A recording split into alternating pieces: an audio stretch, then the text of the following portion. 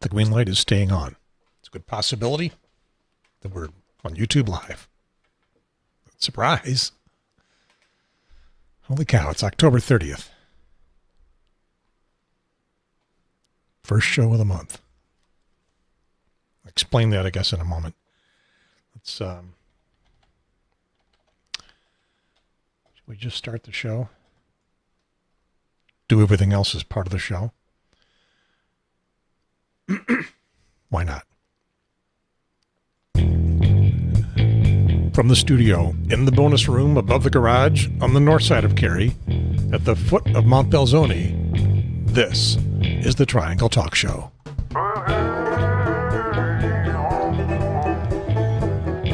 It is episode 70. I'm not going to declare this to be any particular kind of episode. It's going to be kind of a grab bag.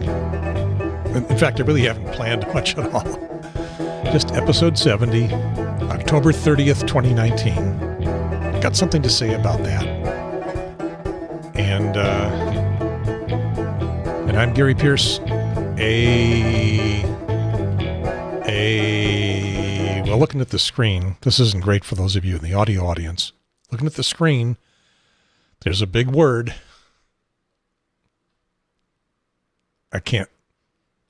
I'm not sure how to pronounce it. I'm 70 years old. During the month of October, I turned 70. This is the first show of the month. So apparently I've given myself the month off in honor of my birthday. But I didn't want to do no shows in October, so here we go. Got one day left. Won't be doing one tomorrow. No Halloween show. So I turned 70. Oh, by the way, I don't have the little tube up my nose. That test turned out to be a failure. Didn't measure anything. 24 hours of, not suffering, but 24 hours of discomfort to some extent. And didn't show anything. The allergy test showed I'm allergic to everything in the world. And we're still working on stuff. My voice is not stabilized. So, this 70. The word for it, I was always going to pronounce septuagenarian. Septuagenarian. And it occurred to me I didn't know how to spell it. So, I went to the internet and figured out how to spell it. And when I learned how to spell it, it's kind of like the word nuclear. It's spelled N-U-C-L-E-A-R. C-L-E-A-R. Clear. Nuclear. But a lot of people pronounce it nuclear, including the former president. Probably many former presidents. A lot of people do. And so you go to those people and say, how do you spell that word? What word? Nuclear. Spell that for me. And they probably can't. If you pronounce it nuclear, you got a better chance. Nuclear is right, of course. So, okay, so now we're at septuagenarian. Except it's not. It's at least septuagenarian. And looking at the pronunciation guide, it looks more like septuagenarian. Now, fortunately, there's this audio thing. Let's see what it says. Doesn't say anything. Come on. Septuagenarian. Yeah. Septuagenarian. I have never heard anybody pronounce it that way. Septuagenarian. No. That's not how it's pronounced. So I went to a better authority. I went to YouTube to see how some people pronounce it. And first of all, here's my man. Here's Garrett Morris from the original cast of Saturday Night Live. Now, that's not what he's doing in this show. He's in some other show. He's going to say the word. I actually think I have the best job on TV. I'm not a septuagenarian. I'm a sexagenarian. Anyway. Okay, I'm a sexagenarian. But Wait a minute, Garrett. How did you pronounce that again? One more To time. being the grand old man on the set.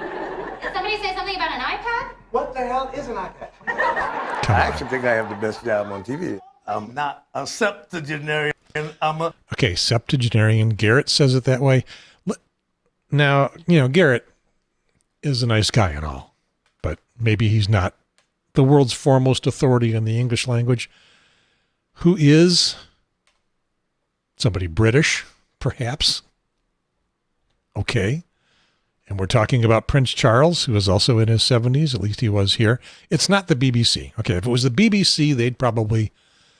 How would the BBC say it? They would say it like this. Septuagenarian. Okay, so this is the BBC. This is their independent news, but it's still British, So, okay, here's their announcer. And so today, as he arrived to meet other septuagenarians, a moment to ask him... Okay, so I didn't quite catch that. Arrived to meet other septuagenarians. Septuagenarians. He got half right. Testing again. Septuagenarian. Okay, he missed the but he got the chew part in there. I've never heard it pronounced that way.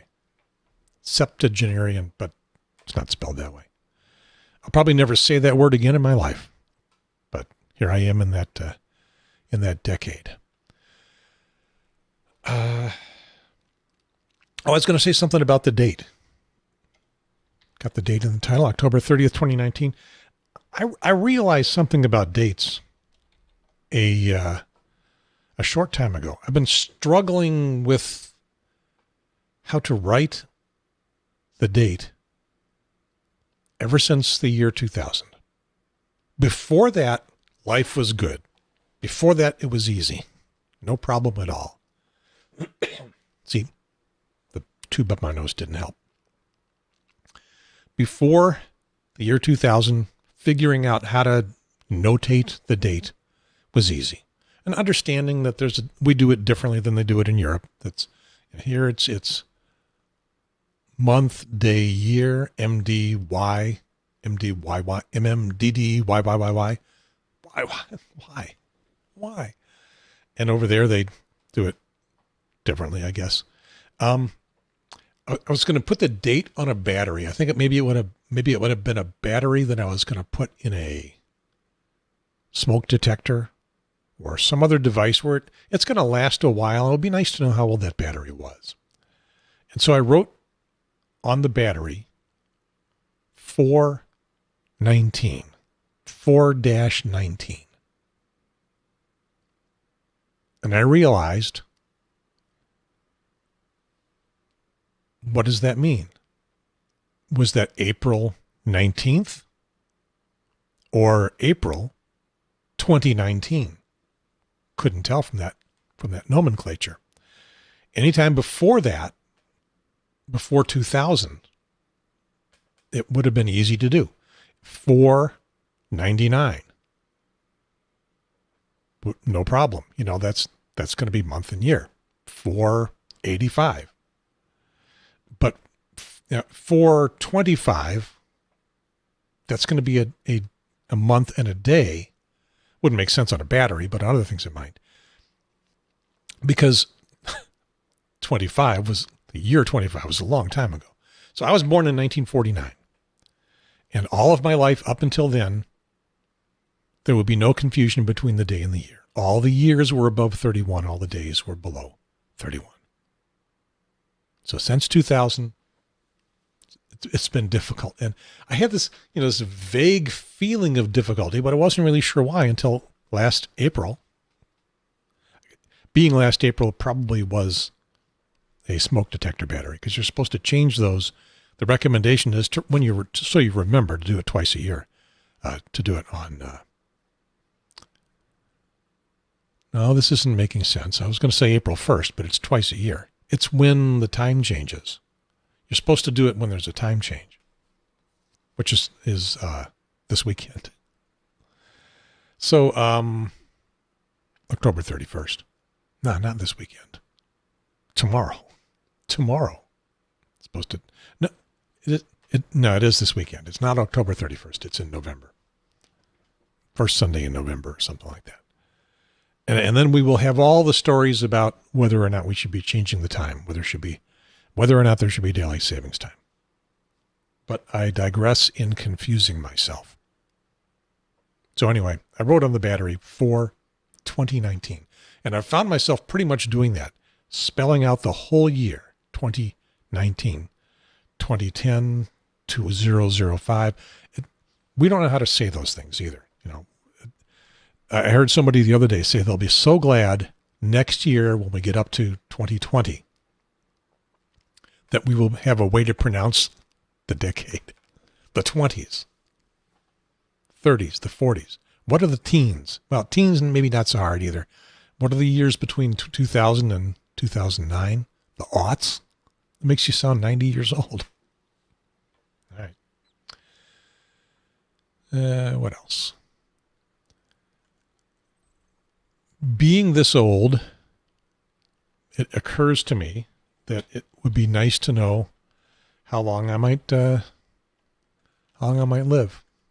Okay, I'm having trouble controlling my computer again. Is that? Yeah, that's Chrome. Chrome should behave, but Chrome is not behaving for me. You start to feel maybe some of your own mortality. 70 is the new 50. I thought 60 was the new 50. 70 is the new 60. I don't know. I feel pretty good. I'm in pretty good shape. But it turns out there is this thing, this test for longevity. How long will I live? This is from the Today Show. Simple sitting test predicts longevity. A simple test that looks at how easy or difficult it is to sit down on the floor and then get back up.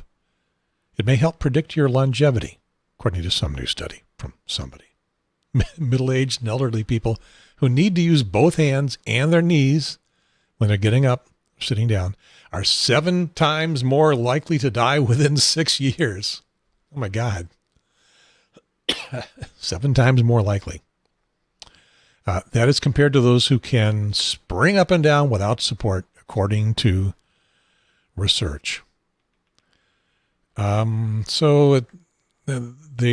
says the doctors had a chair test when a person can stand up from a sitting position with a chair, determines leg strength and body fitness for seniors. That sounds pretty difficult. The new test is more difficult and can be used with a younger group. Okay, that's not me because, I'm 70. It occurs to me to interrupt that story for a different story. I may be the oldest podcaster in the world. I may be. I don't know. Probably not. But I did a Google search just to find out. Oldest podcaster, oldest living podcaster, old podcasters, a couple of different searches. They all came up with old podcasts. And they came up with podcasts for old people, many of which may be actually made by old people, but that's not what they were promoting. Podcast for seniors. Can seniors actually understand podcasts? But not old podcasters. So my 2-minute Google search not turning up anything, I claim I may be the world's oldest podcaster. Prove me wrong. So the question is, how long now will I remain the world's oldest podcaster? Well, we will see. Okay, so there's this test about getting up off the floor. It's 5 points for sitting down. Now, I have been telling people about this test, and I've been screwing it up because I thought it was just without using your hands. And it turns out there's an easy way to do it without your hands by rolling up on your knees. And there's a hard way to do it without your hands, which also doesn't involve knees. So according to this study, you have to do it without your knees and without your legs, without your arms on the floor. 5 points for sitting down and 5 points for standing up. And I think I mentioned this Okay, so the picture that we're looking at, for those of you looking at the videos, the woman who's doing this losing points because she's touching the ground with her hands and with her knees. So if you can do it without your hands and without your knees, it's 5 points for sitting down, 5 points for standing up. I mentioned this on a previous podcast that I was able to do it, but I don't think that I have proved that I've been able to do it. And so now, to approve it, this is something I recorded just a few minutes ago. If I do this right, I guess it proves I'm going to live a long time. Let's give this a try. Austerity. No hands. That, to me, is the easy part. And now the hard part. No hands. Ta-da! Impressed myself. I did this a few months ago. I think by myself in the gym. That picture was from the home gym, the studio gym. It's a perk of working here in the studio above the bonus room. No, studio in the bonus room above the garage on the north side of Cary at the foot of Mount Belzoni, which nobody asks me about. Nobody wants to know what this foot of Mount Belzoni thing is, and I'm not going to explain it until somebody asks. The studio has a gym. It's across the hall. And so I tried it there, and I was successful. I was a little unstable first time, but I was successful, and I wasn't really sure why. So when Cindy got home, I tried it for her, and I fell on my ass, and it hurt for a week. It felt hard. One cheek hurt for a week. And so then I studied what people were doing on YouTube, and I think that's where I may have gotten the mistaken impression that as long as you didn't use your hands, you were getting all of those 5 points. But at least the stories I was referring to today, just to make sure I knew what I was talking about, which is a rare thing for me on the Triangle Talk Show, that I know what I'm talking about. I learned that you can't touch your knees. You need to do it without your hands. Fortunately, I could. I watched some of those videos, and what I learned was that if you got to hold your hands out way in front of you to get balance. Also, you don't have to be wearing Crocs with socks. You don't have to be wearing Crocs with socks, but you don't lose any points if you do. You may lose style points, but you don't lose longevity points, I guess. Anyway, got to hold your hands out way in front of you for balance and kind of roll up onto your feet at that point. And if you've got ankle problems, knee problems, foot issues, things like that, you probably are not going to be able to do this. But I don't have any of those problems, so turns out I can do it pretty well over and over again. 5 points each. No, 5 points going down, 5 points going up. Anything else we need to know from this here? The most agile end up with a combined score of 10. In the course of the study, 159 of the volunteers died. Okay, so they did a big study with the majority of the deaths in the group that had the most trouble getting up and down. A person's score matched well with the risk of death. Who was this group? I missed something in zooming through this a little bit here. Research followed 2,002 adults aged 51 to 80, an average of 6.3 years. 68% were men. At the outset, each study volunteer was asked to sit on the floor and then get up using the least amount of support from hands, knees, and other body parts. If you had asked me if it would be possible for me to sit down on the floor and then stand back up without using my hands, without rolling up on my knees, without doing anything but just getting the right balance, I would have told you, no, I'm not going to do that. That is not going to happen with me. And yet, hang on, make this all work. And yet, here we are. If I do this right, I guess it proves I'm going to live a long time. Let's give this a try. Austerity. No hands. That, to me, is the easy part. And now the hard part. No hands. Okay, so I guess I should describe that a little bit more for the audio audience. Go back and do a play-by-play. First, a cat walks in front of the camera. And so I am crossing my legs to some extent. Crossing my legs maybe a lot as I'm working my way down. My feet, my left foot is on the right now, and my right foot is on the left as I'm working my way down. I'm going to lower myself into a cross-legged position. So then just sitting on the ground cross-legged. And then when it's time to get back up, I can't just do it from sitting there. I have to roll myself forward some, and that involves sticking my hands out in front of me. Roll myself forward enough to put my body weight, the mass of my body, over my feet. I'm not going to stand up with most of my body weight behind my feet, or in front of my feet for that matter. And then it's actually a lot easier than I thought it would be. Never thought I was going to be able to do that ever. And yet I could. What else do we want to do in this show? Just to catch up on a couple things. Earlier this year, a couple of young fellas, couple of troublemakers. We talked to them on the show. They stuck some, well,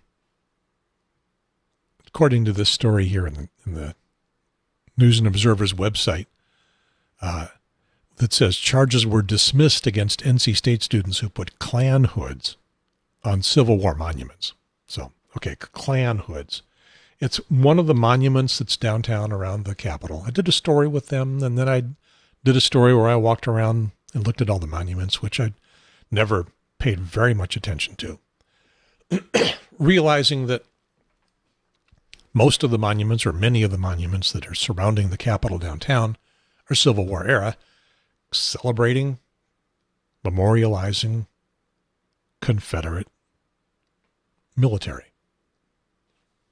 So there's a problem with that. We're memorializing, we have monuments to people who owned slaves or supported slavery. And that should give everyone, a little bit of a pause. And I don't know, most of my life, never thought about it. Most of my life was living up north.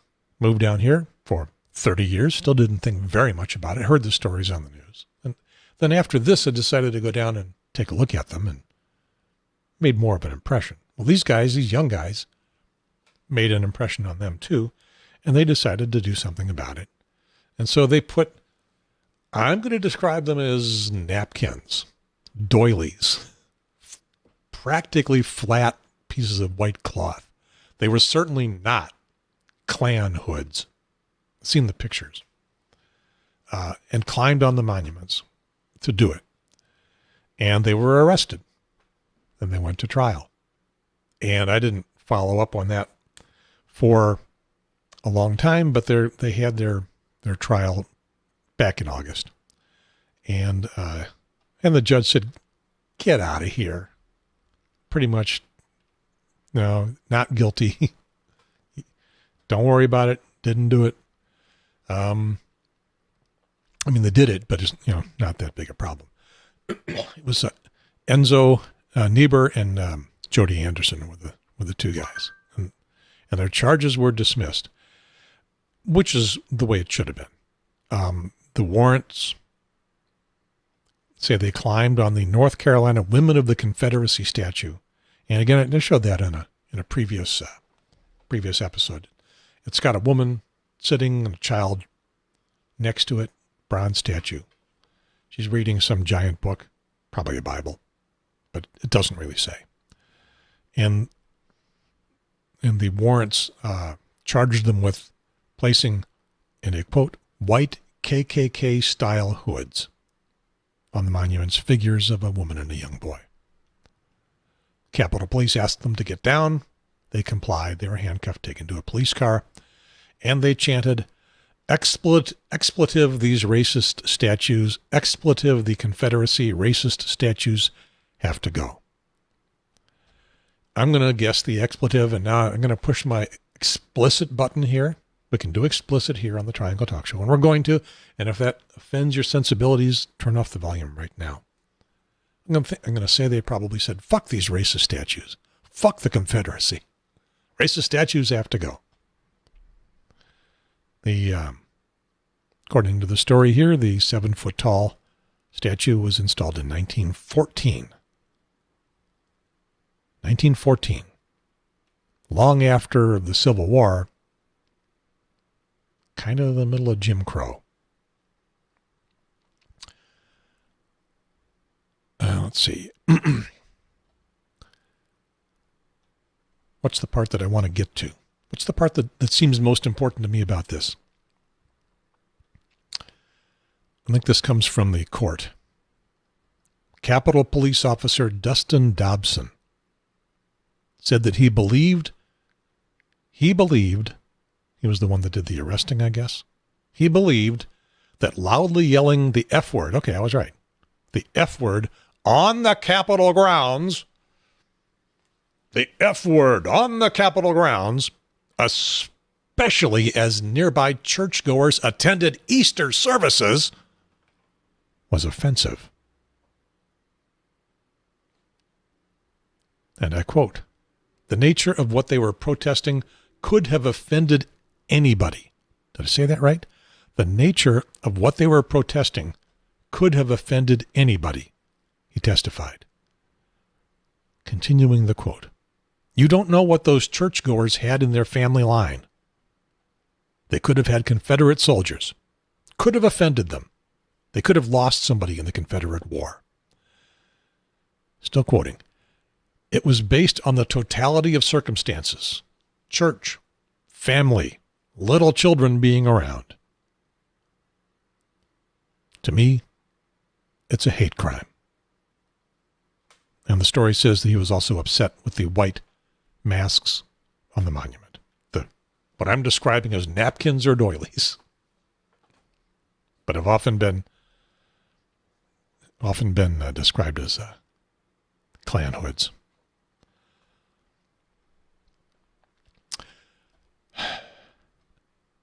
So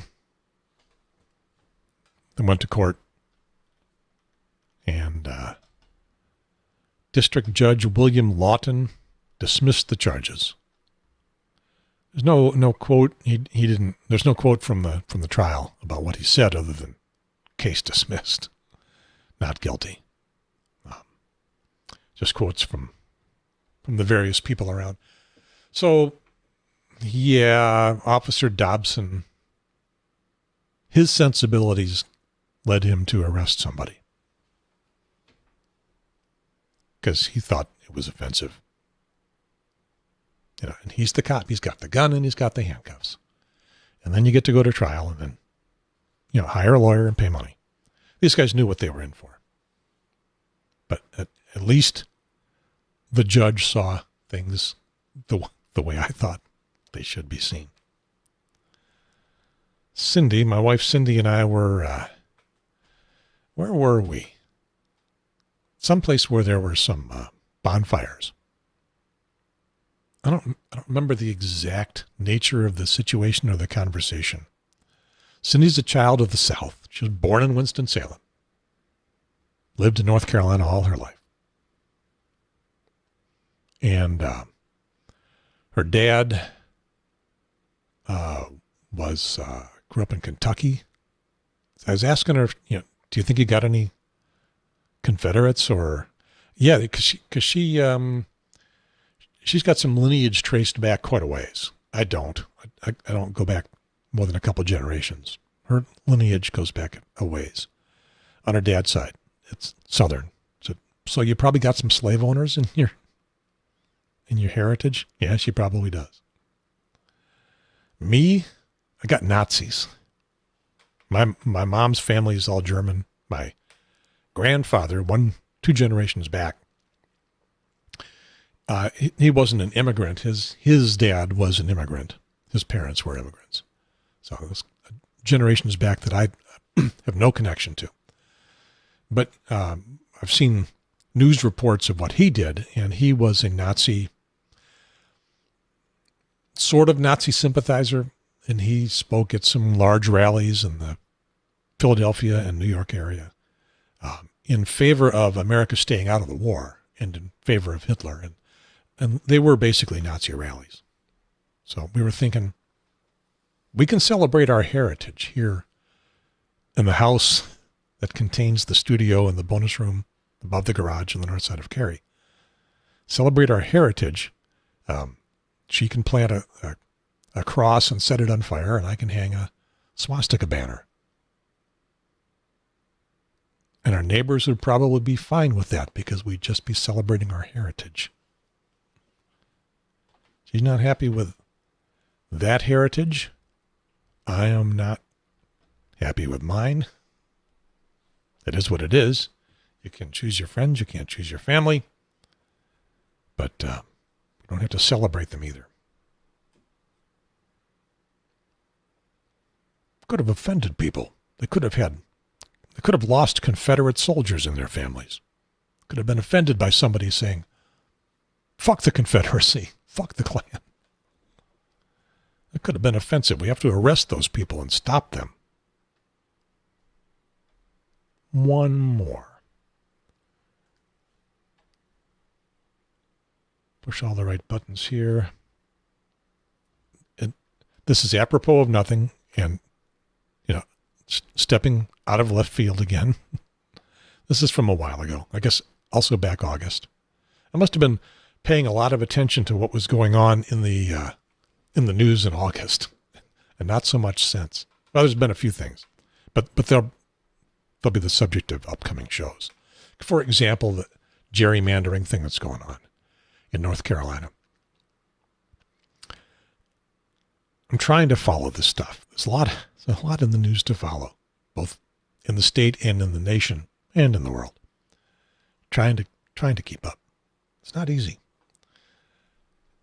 So gerrymandering wise, we're in the middle of things right now. The Republicans have drawn a new map for state legislative districts because the court said the maps that they had drawn with partisan intent after that long trial were illegal. And so they drew some new maps, and I believe those maps have been approved. And people looking at them say they're better. They're not great. They still give the Republicans an advantage unless the Democrats really get out to vote and, hit another major blue wave in North Carolina. They said if you look at how these maps would work based on historic voting patterns, Republicans will still have an advantage, not just the incredible advantage that they do now. So that's for state level offices, for state representatives, state senators.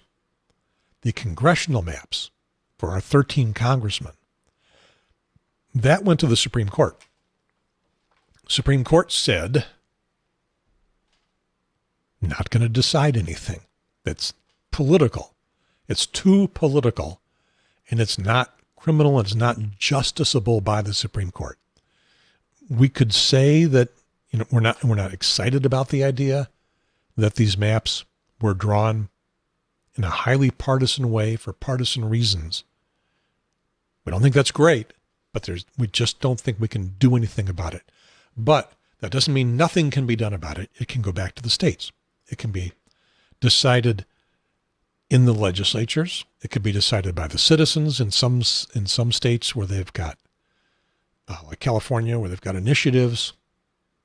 Things can change just by citizens bringing them up. North Carolina, our initiative process, we don't have one, but from the last 2016, was it 2016 or 18? Those amendments, I think it was 18. Those amendments that were brought up, the 6 amendments, they were practically like initiatives. It is relatively easy to start amending the state constitution, apparently. I'm not an expert. It looked pretty easy to me. It was, they get the amendment processes started by the legislature, stuff gets into the ballot, and then a vote of just 50% of the voters who are voting can approve or not those amendments. Now, I'm trying to think. I think some of those got thrown out by court because the state constitution can't override the federal constitution. I think some of those got booted out. I'd have to go do some research. So many things to remember.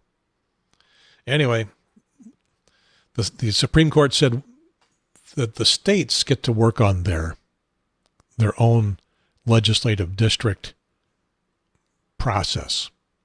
And so what Common Cause did was they went back to state court. Say, okay, we couldn't win this at the Supreme Court, went back to state court. And the same judge, same 3-judge panel, same court venue that said that the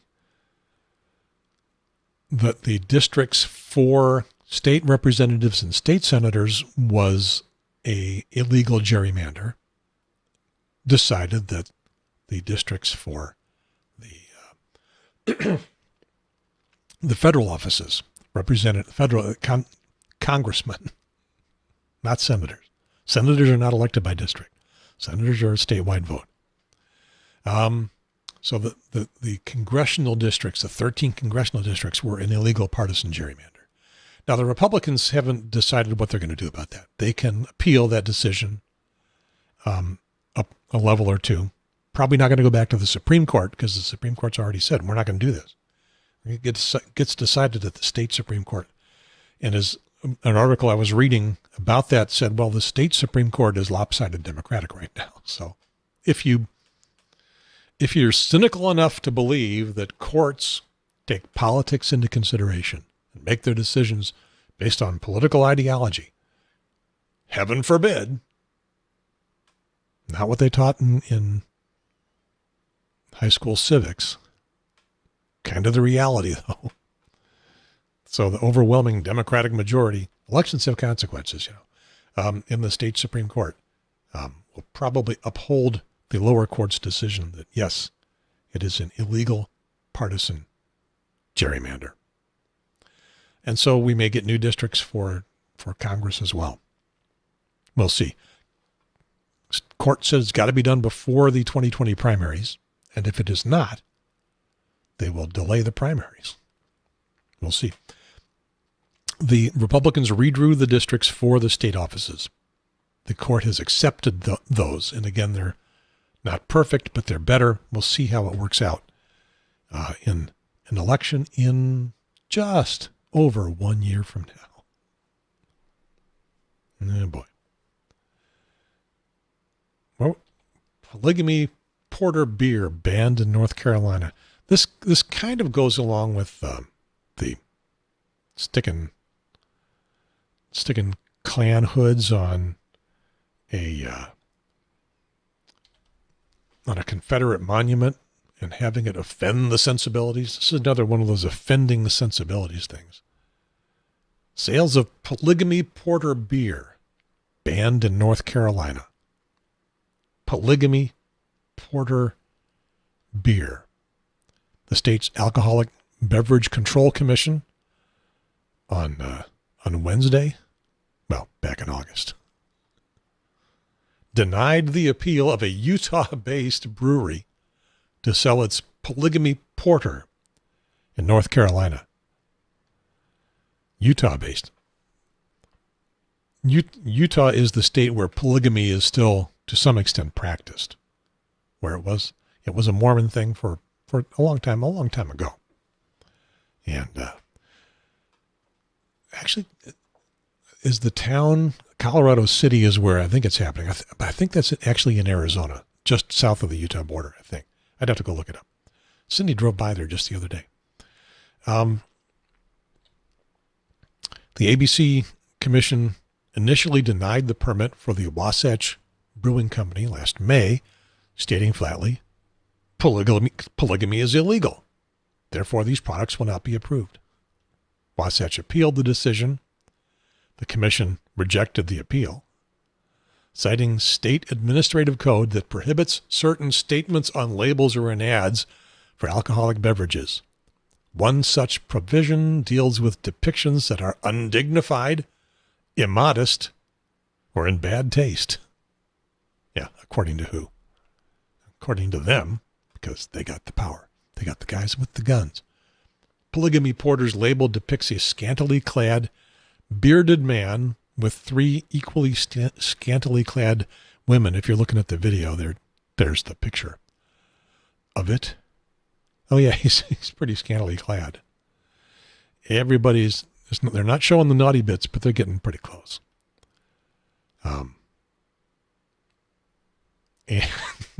Okay, so the beer company's promotion says, why have just one?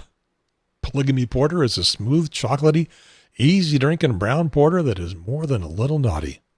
Take some home to the wives. We can't have that in North Carolina. We're better than that. We're moral. We don't say fuck on a podcast. Guess that'll be it. That's all I've prepared for this show. Triangle Talk Show is a podcast for the Triangle area of North Carolina. Got our website, triangletalkshow.com. Got our Facebook group, facebook.com/Triangle Talk Show. I gotta see how many subscribers we have on our YouTube channel now.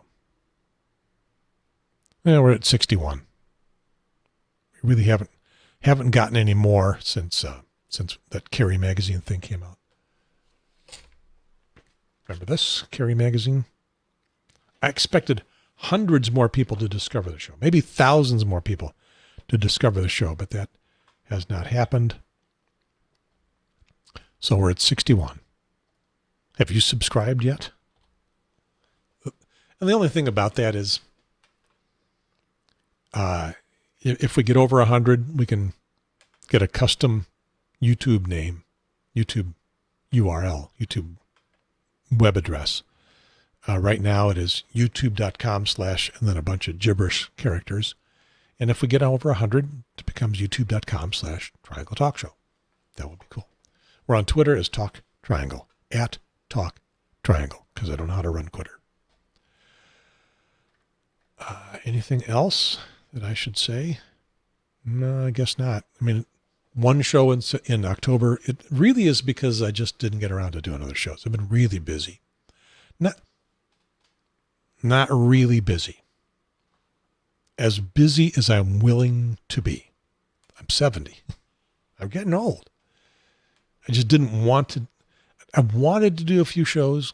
There were a few times when I wanted to get a show done and I just had other things to do. It's a matter of setting priorities. And I was not willing to stay up until, I was going to say 2 a.m, but it'll be more likely 10 o'clock at night to do a show. I wanted to sit and watch TV, chill out, Netflix and chill. So at least I got around to doing this one. And I believe that November is not going to be much better. Lynn Bernstein is going to come in next Monday, assuming everything goes as planned. We're going to talk about voting machines. Lynn was here a couple of episodes ago and a couple months ago. We're talking about voting machines as the North Carolina Board of Elections was going to make some decisions about what kind of voting machines to permit.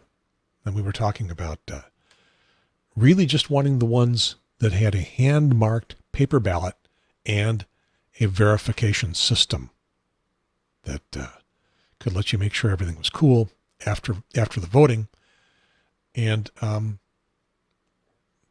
she wanted the Board of Elections to certify just machines that met those parameters. They certified those machines, and they certified the one that she didn't want, which had some kind of a barcode thing.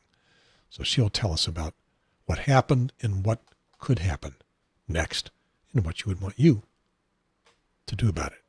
So, in theory, next Monday. That's when we got planned. 11 o'clock in the morning. It'll be on YouTube Live, I think, if you want to tune in. I'm also working on some shows, or a show, related to some things that are going on in women's choice and abortions, something that I've been kind of knee deep in for a while. Interesting city council meeting last month. Well, the beginning of October, I guess. And I got some video on that and some other stuff, planning that for an upcoming show. I'll get it out as quick as I can. Is there anything urgent about that? Well, there could be. Sort of depends on whether you're pregnant or not right now. Okay, that is going to be it for this episode, the October podcast, episode 70, October 30th, 2019. Halloween tomorrow. Boo. I'm Gary Pierce, a septuagenarian. Shut up about that. Goodbye, YouTube. Over and out.